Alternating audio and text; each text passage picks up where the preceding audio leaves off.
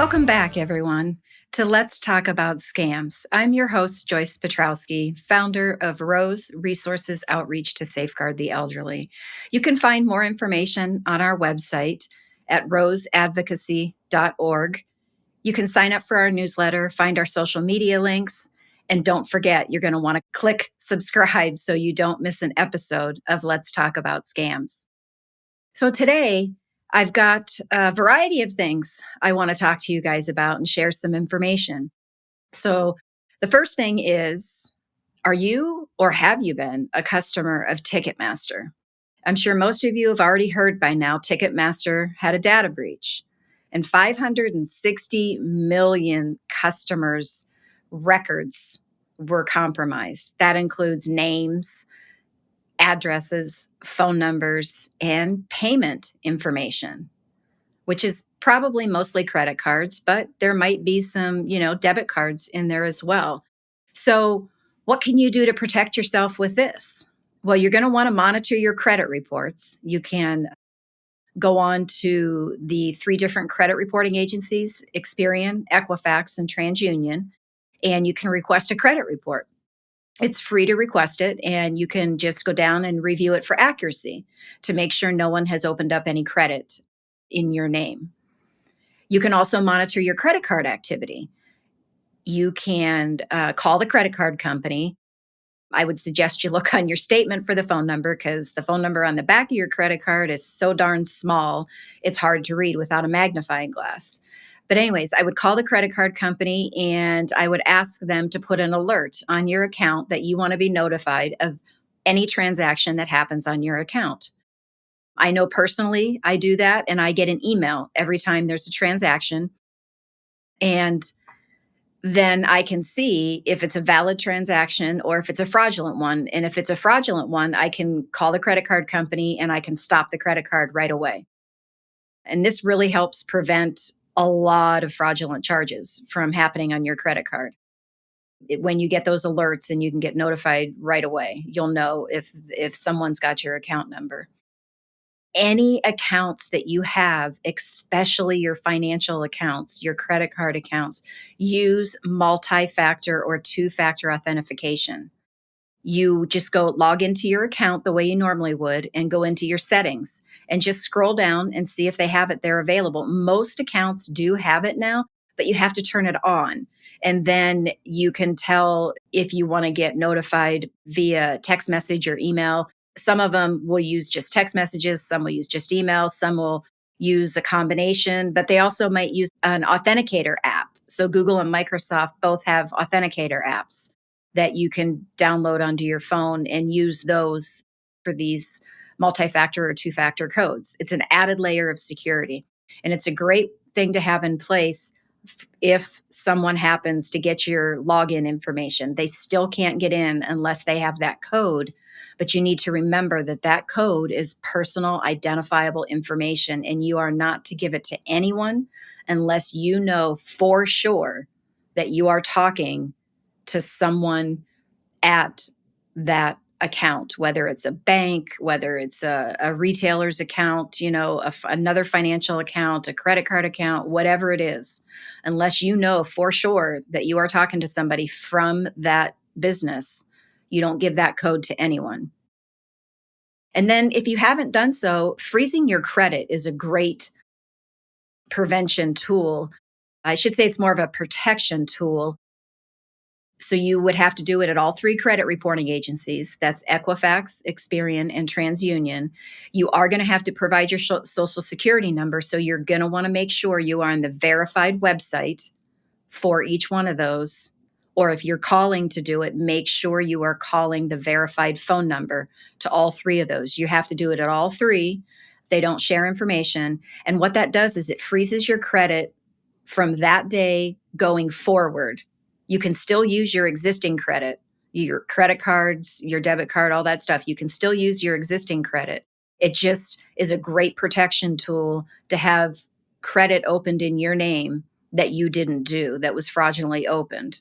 Now, there is a way that that's not going to protect you. So if there's a creditor out there that is not going to run a credit check, they're just going to give the loan or whatever it is to somebody, then there isn't any way that that creditor is going to know your credit is frozen. And so they could go ahead and issue that credit to someone else in your name. But that's very few and far between. The majority of the creditors out there will do a credit check because they want to make sure that you are a good risk to pay back that that loan or to pay the credit card payments, whatever the debt is. And if your credit's frozen, the credit agencies are going to say, nope, you can't see their credit report. The credit is frozen. And so they're not going to have access to it unless you unfreeze your credit, which you can unfreeze it as well. You do it the same way you did to freeze it. So again, you're going to want to make sure you're on the verified site calling the verified phone number.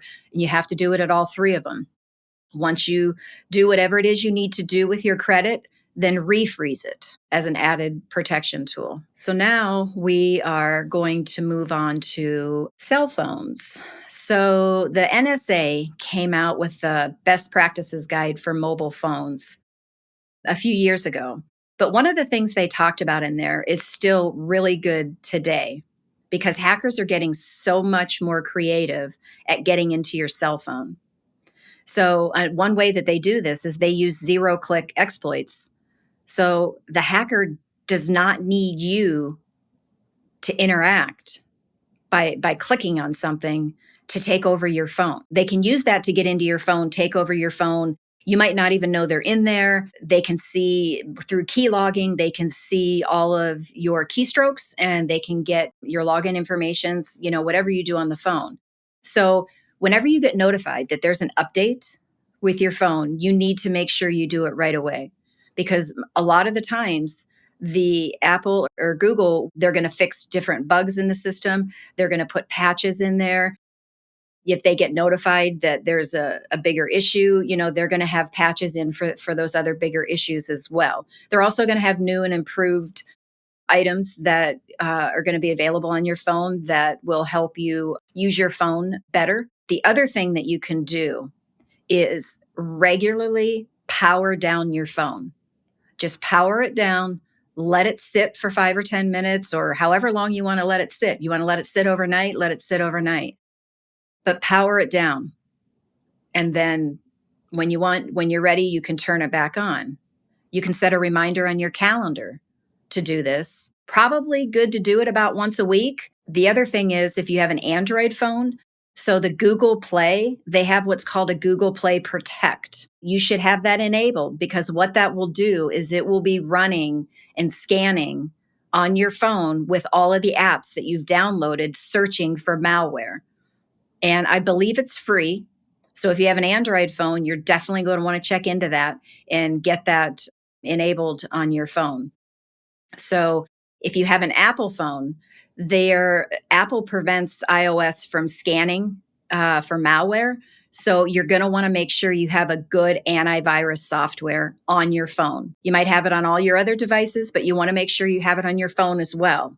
And make sure that whatever antivirus software that you get, once it's loaded onto your device, your phone, that it is running all the time. You don't want it to just sit there and you have to manually go in and tell it to run because then it's not scanning and always on the lookout for viruses and malware. So you want it running all of the time. So if you accidentally click on something, however these, viruses and malware are going to get on your phone, your antivirus software is automatically running and it's going to notify you, whoa, wait a minute, are you sure you want to go to that site? Or are you sure you want to download this? We think this has got malware on it or we've detected a virus on it. So it's going to warn you.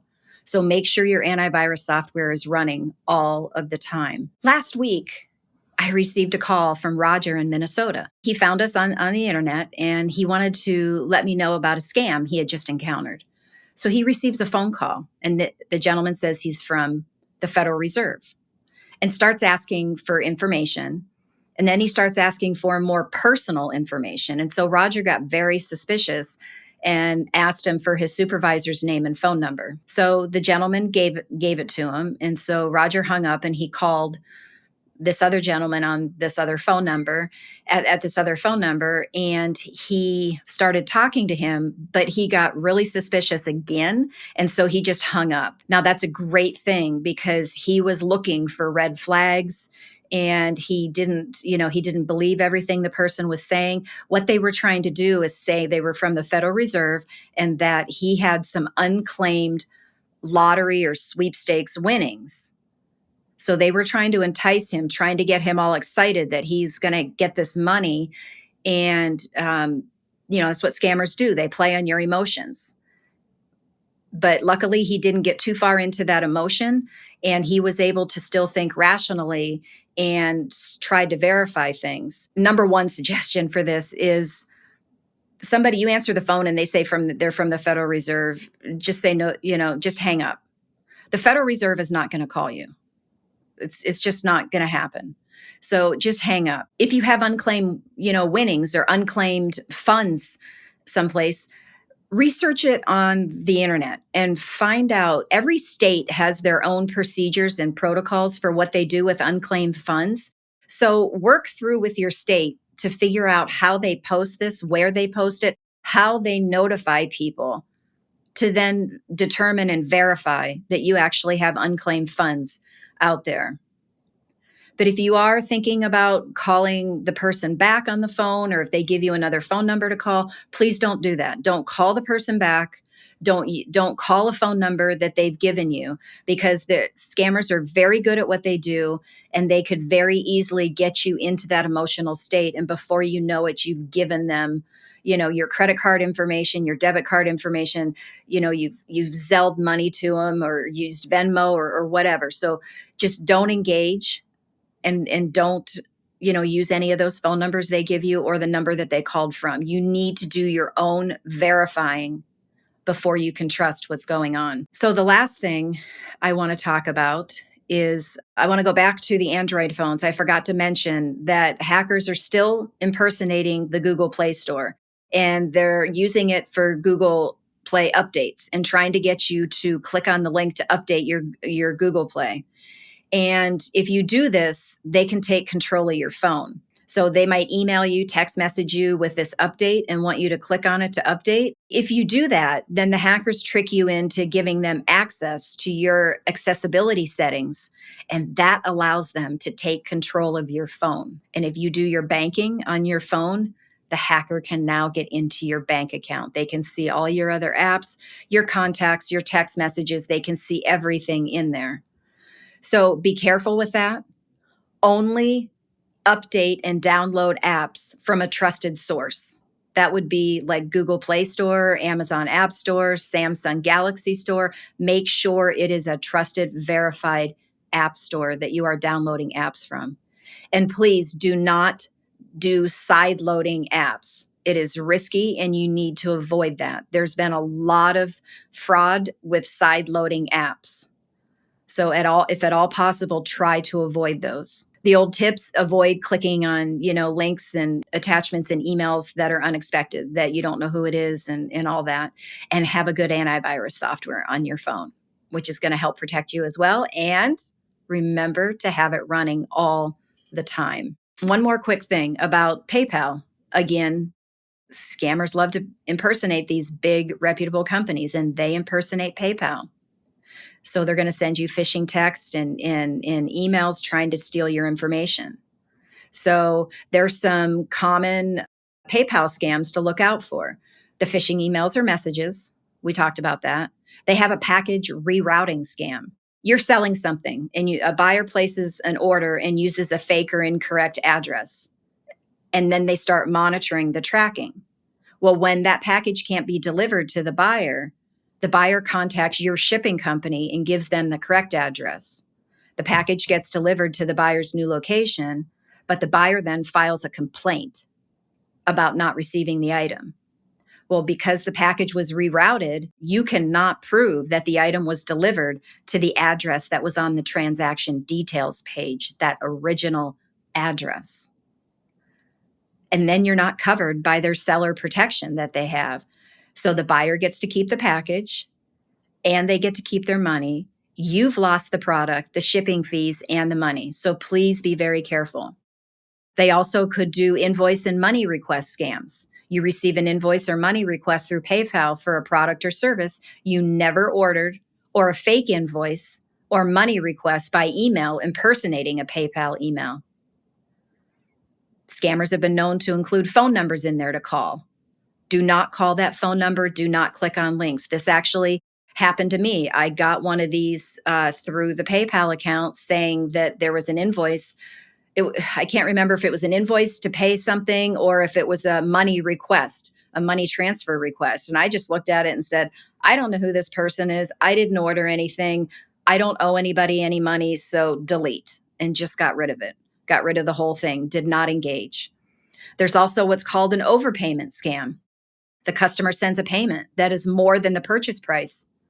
And they send it for a variety of different reasons, right? But then they ask you to wire the money back.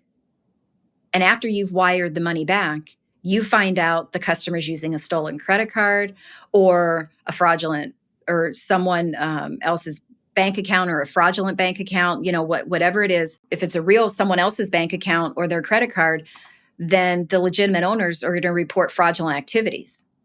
Or it could be that the payment never really came through and you're not going to find out about it till after you've already wired the money back. So again, you're out the money, you're out the product, the shipping fees, all of that stuff. So just be very careful if you are selling and using PayPal, if someone tries to send you more than what they're supposed to send you. You can just send it right back to them. Another one is a prepaid shipping label scam. Now, this one actually, the scammer wants you to use their prepaid shipping label. They would be the buyer for, again, a variety of different reasons. So then the scammer controls the destination of the package, and then you're not protected under the PayPal seller protection. So please don't, if someone's buying something from you and using PayPal, don't let them send you the shipping label. You control the shipping and all of that. And check out PayPal seller protection to find out what all is included in that and what you need to do or not do to make sure that that protection is always on the different transactions that you do through PayPal. So be careful with unexpected emails and, text messages claiming to be from PayPal. You can always log on to your PayPal account the way you normally would with the verified PayPal website and check things out. Again, be careful with attachments in emails or messages. They could contain malware. You can check the email address of the sender and see if the domain is real. Just type everything to the right of the @ sign in Google or whatever browser you use and see if the domain comes up. PayPal's not going to ask you for personal information via email, text, phone, any of that. So be very careful when people want personal information. Always verify the situation. Call PayPal's verified phone number, get on their verified website, get into your account, check things out. So here's some good habits to use when using PayPal. So choose goods and services as the payment option. This will make sure that the transaction is protected by PayPal's safeguard programs. Again, check PayPal's safeguard programs out. Check out what is included if you choose goods and services. These are things that you can get into your PayPal account. It's probably in the settings or the terms and conditions, and check out what all of these things mean. If you use the friends and family payment option, especially with people you do not know, that's where you're most likely not going to be protected by their safeguard programs. Again, check out what all is included in the friends and family option. Always use strong, unique passwords for your PayPal account and change your password on a regular basis. Enable two-factor or multi-factor authentication. It's in the account settings.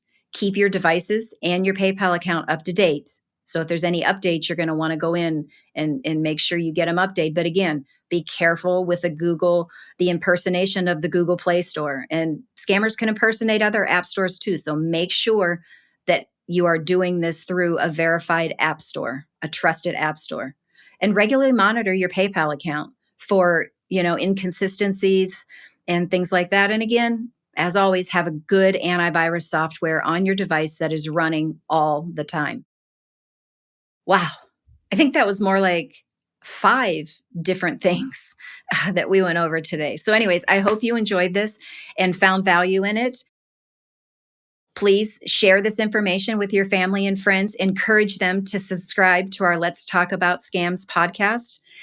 We have episodes out bi-weekly, and you're not going to want to miss an episode. I'm hoping to have some more people on future episodes to do some more interviews about other types of scams. You can visit roseadvocacy.org, where you can find more resources. You can find our social media links and sign up for our newsletters. We send out one via email and we send out one in the mail. You can sign up for one or both. Great information. It's a way to keep the scam prevention top of mind so you can develop a healthy skepticism. Take care and see you next time. Thank you.